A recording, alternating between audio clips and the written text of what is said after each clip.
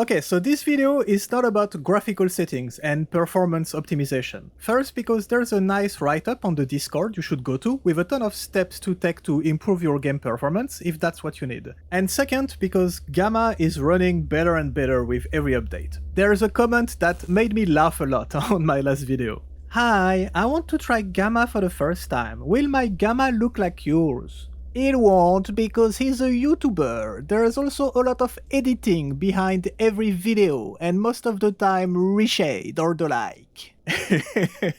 My brother in Christ, let me introduce you to the Beast.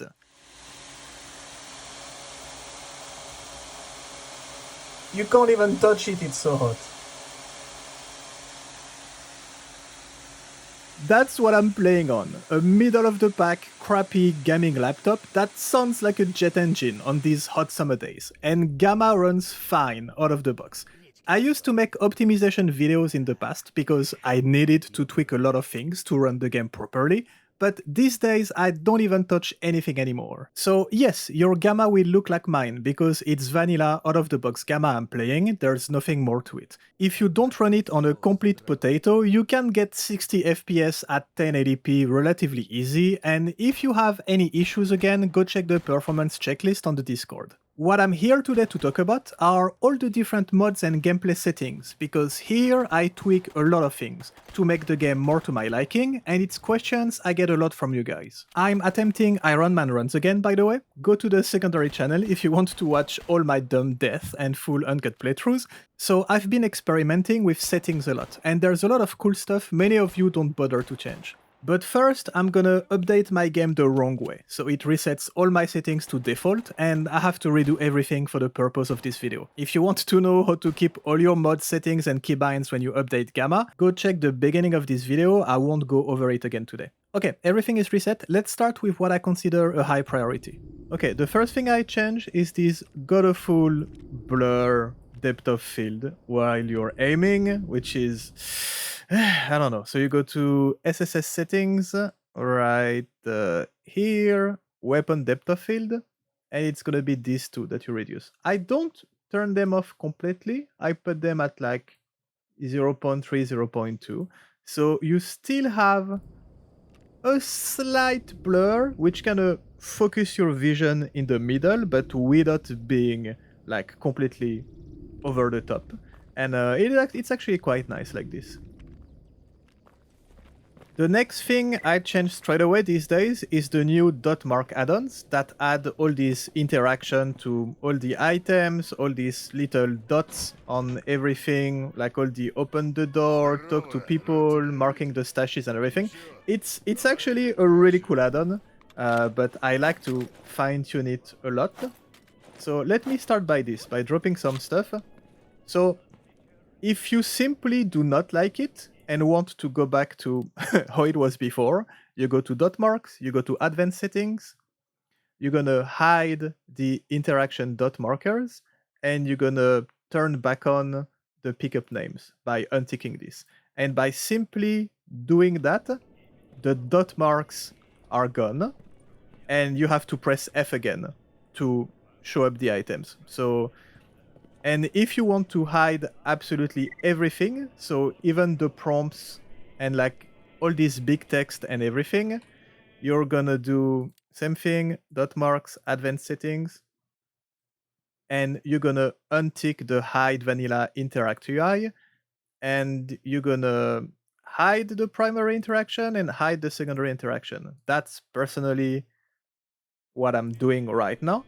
So basically, you're completely back to vanilla. You see, you have the open at the bottom of the screen, you have the talk, speak at the bottom of the screen, and you lose absolutely everything. And your F key shows you the item runs.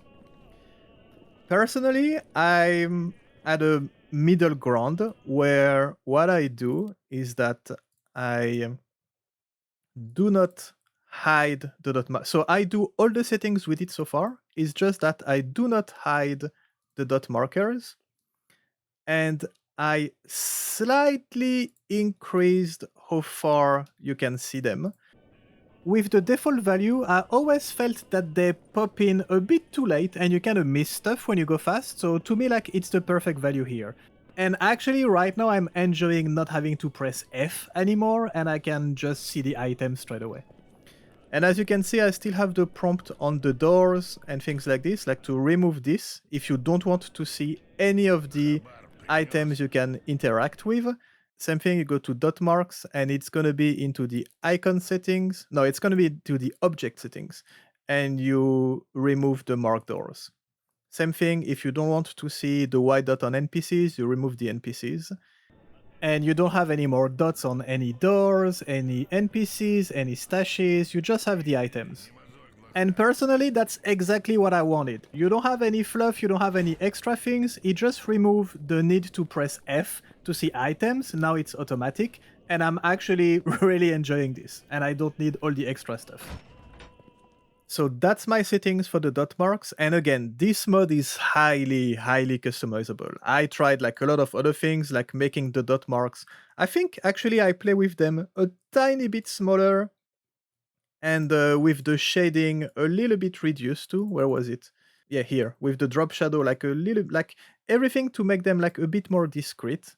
But yeah, you can really go and customize everything. I understand like the reaction of people like me at the beginning, like really not liking them at the beginning, but with some tweaking, I'm actually really enjoying this mod because you can really customize everything. Yeah, I think that's exactly the settings I'm playing at. Okay, next. I still really enjoy having all my favorite items, so everything I will mark favorite highlighted at the top of my inventory. So to have this, you go to mod configuration menu, sorting plus, and highlight favorites.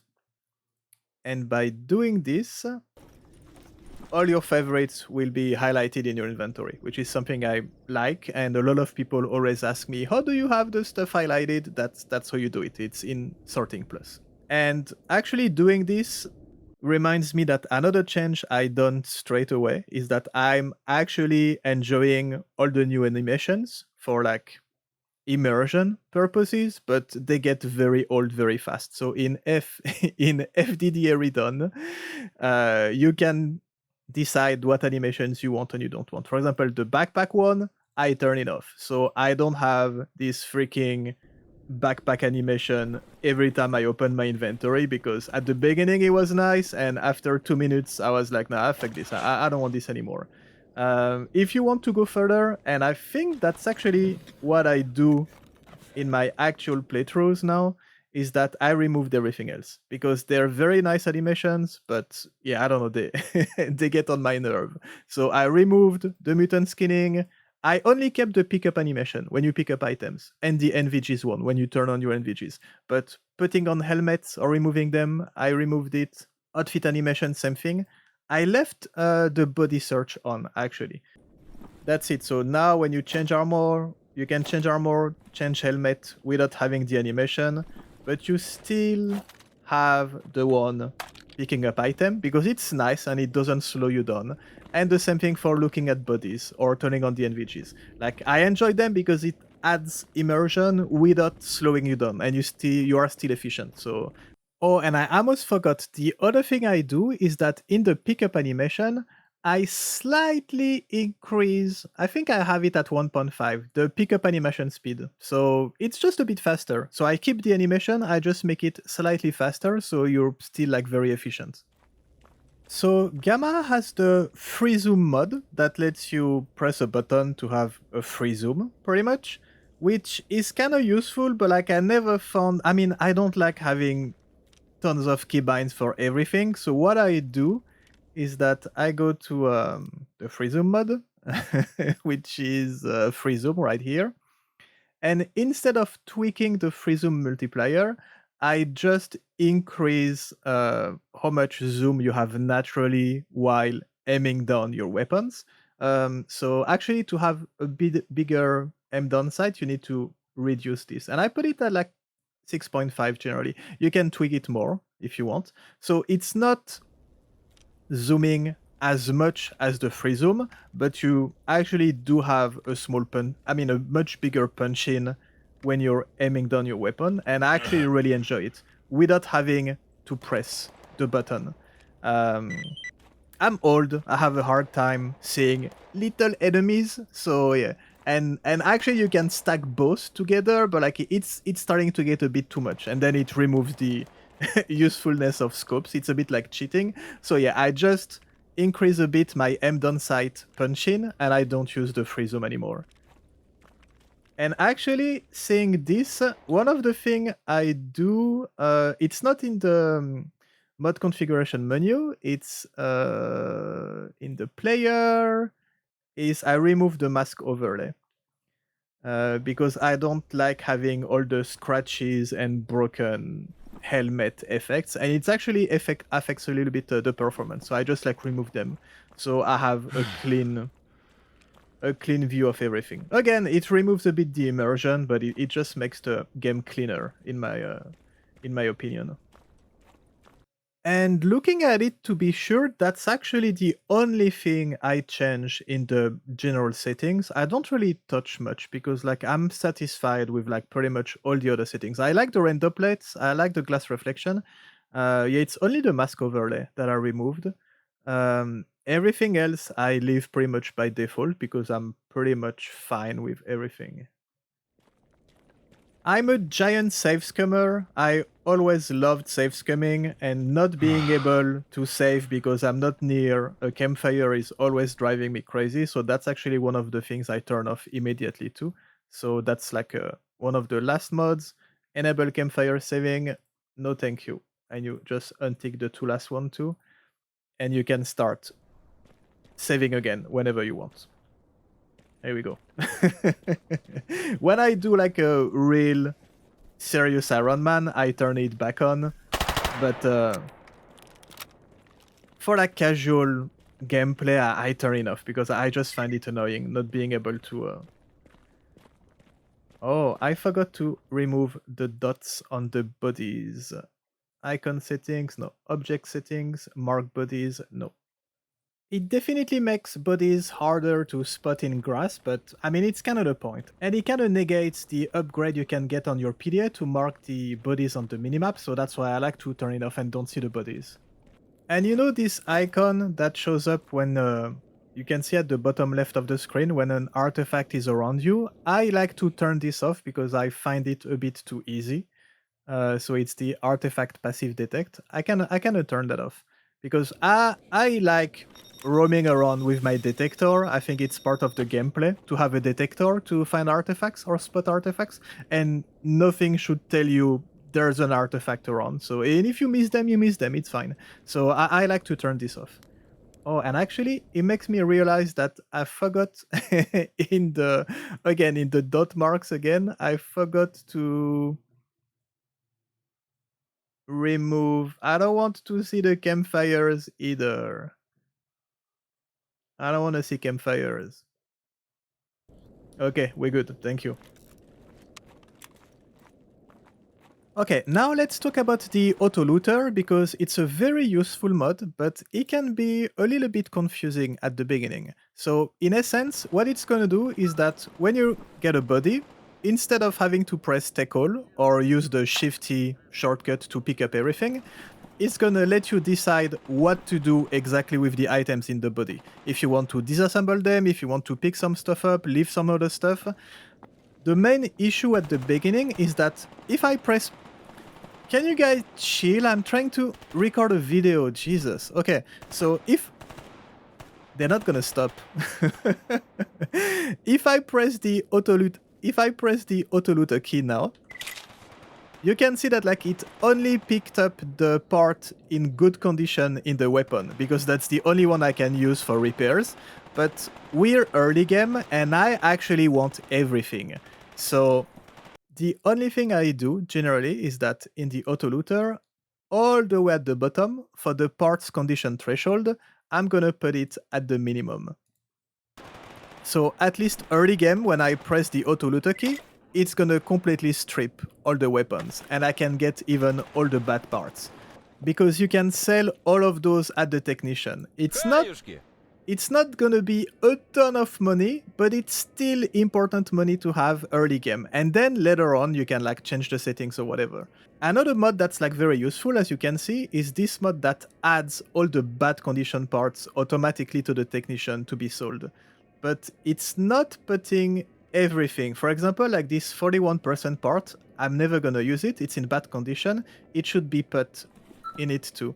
So another thing I like to change, it's gonna be in the unusable parts handler.